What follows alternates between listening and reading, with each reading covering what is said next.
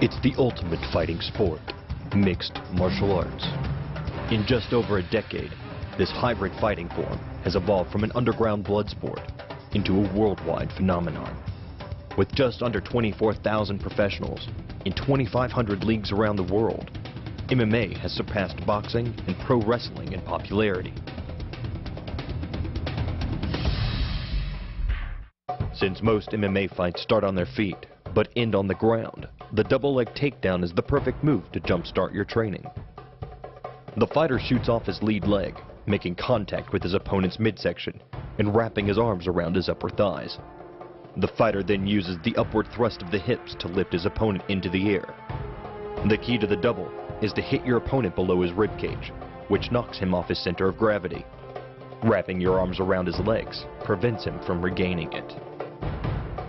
In order to stay on his feet, a fighter uses a technique called the sprawl. To execute the sprawl, the fighter uses the forward momentum of his opponent against him. Then he leans in, locks his hips, and slides his feet backwards. At the same time, he pushes down on his opponent's back and shoulders with his forearms, keeping his legs out of his opponent's reach. Coupled with the downward thrust of your forearms, he's now supporting your entire upper body with the back of his neck and head, which leaves him face down on the mat, vulnerable to any number of attacks. For fighters comfortable with kicking, the spinning back leg kick is a key MMA move.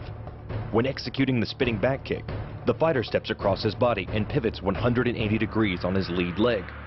At the same time, he throws his head over his opposite shoulder. The kicking leg is then thrust backward, aiming at the solar plexus. Once the fight moves to the ground, MMA fighters resort to submissions and pins.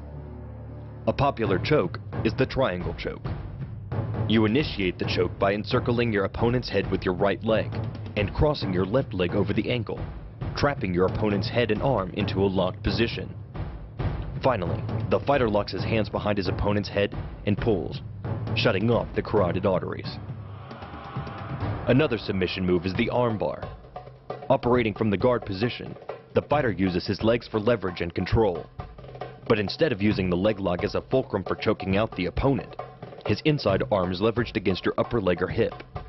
Grabbing the trapped arm, you then flip your leg over your opponent's face and hyperextend the arm.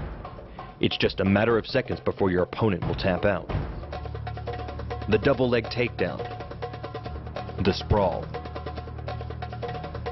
the spinning back kick, the triangle choke, and the armbar.